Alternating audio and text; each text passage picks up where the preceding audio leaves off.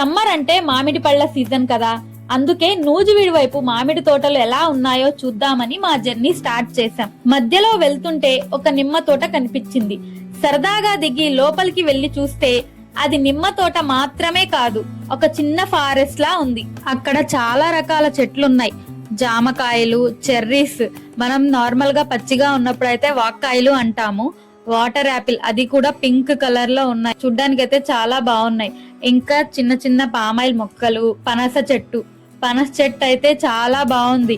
అంత పెద్ద చెట్టు చూడడం అదే నేను ఫస్ట్ టైం. చాలా కాయలు కూడా ఉన్నాయి, కానీ ఇంకా పండలేదని చెప్పారు.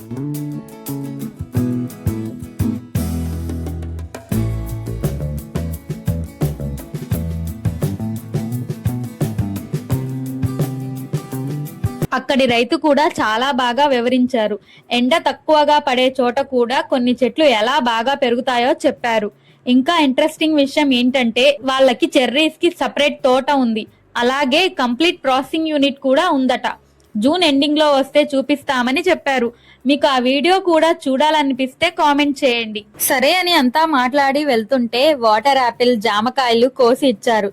చాలా మంచిగా అనిపించింది. అక్కడి నుంచి ముందుకు వెళ్తుంటే ఇంకో చిన్న తోట కనిపించింది. చూసి మేమంతా షాక్ అయ్యాం. చెట్లు చాలా చిన్నగా ఉన్నాయి, 3 నుంచి 4 అడుగులే, కానీ కాయలు మాత్రం ఫుల్ గా ఉన్నాయి. కొన్ని కాయలైతే నేలకి తగులుతున్నాయి. చూడగానే తినేయాలనిపించింది, కానీ పర్మిషన్ లేకుండా కోయడం సరికాదు కదా, అందుకే కేవలం చూసి ఎంజాయ్ చేశాం. తర్వాత ఒక పెద్ద మామిడి తోటకి వెళ్ళాం. అక్కడి రైతు వీడియోకి కూడా పర్మిషన్ ఇచ్చారు. ఇక్కడ ఒక ఇంట్రెస్టింగ్ విషయం ఏంటంటే ఇక్కడ చెట్టు కాయలకి బ్యాగ్స్ కట్టారు. దాని గురించి పూర్తి డీటెయిల్స్ త్వరలోనే మన ఛానల్లో అప్లోడ్ చేస్తాను. వెళ్లేటప్పుడు కొన్ని మామిడికాయలు కూడా ఇచ్చారు. ఇదిగోండి, ఈ సంచిలో ఉన్నవి అవే. అలా చాలా చోట్ల మామిడి తోటలు ఉన్నాయి. దిగి ఫొటోస్ దిగాం. సైట్ సీయింగ్ కూడా చాలా బాగుంది. అప్పటికే మధ్యాహ్నం అయింది. బాగా ఆకలి వేసింది. ఎక్కడైనా కూర్చొని తిందాం అనుకుంటే చాలా చోట్ల తోటలకి ఫెన్సింగ్ ఉంది. అప్పుడే మాకు ఒక మామిడి తోటలో ఫామ్ హౌస్ కనిపించింది. వాళ్ళని అడగగానే చాలా మర్యాదగా రమ్మన్నారు. ఒకవైపు వరి పొలం, ఇంకోవైపు మామిడి చెట్లు, చెట్లకి నిండుగా వేలాడుతున్న మామిడికాయలు. ఆ చెట్ల నీడన ఫ్యామిలీతో కూర్చొని తింటుంటే చాలా బాగా అనిపించింది.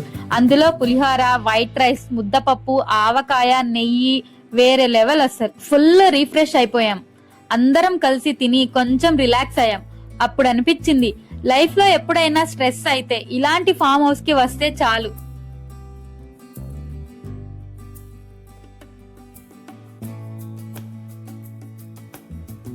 అందుకే అంటారు nature is the best healer అని. తర్వాత విసన్నపేట మ్యాంగో మార్కెట్ కి వెళ్ళాం.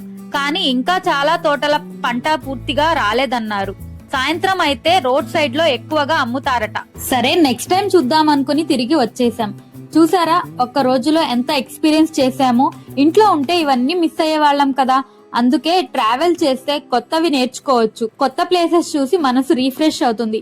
చూసారు కదా ఎలా అనిపించింది మా ఈ ట్రిప్. అండ్ మీకు కూడా ప్లాన్ చేసుకోవాలని అనిపిస్తుంది కదా. మీకు తెలిసిన ఇలాంటి ప్లేస్ ఉంటే కింద కామెంట్ చేయండి. నెక్స్ట్ టైం అక్కడికి వెళ్ళటానికి ట్రై చేస్తాను. మీరు ఎప్పుడైనా ఇలాంటి ట్రిప్స్ కి వెళ్తే మీ ఎక్స్పీరియన్స్ ని కూడా మాతో షేర్ చేసుకోండి.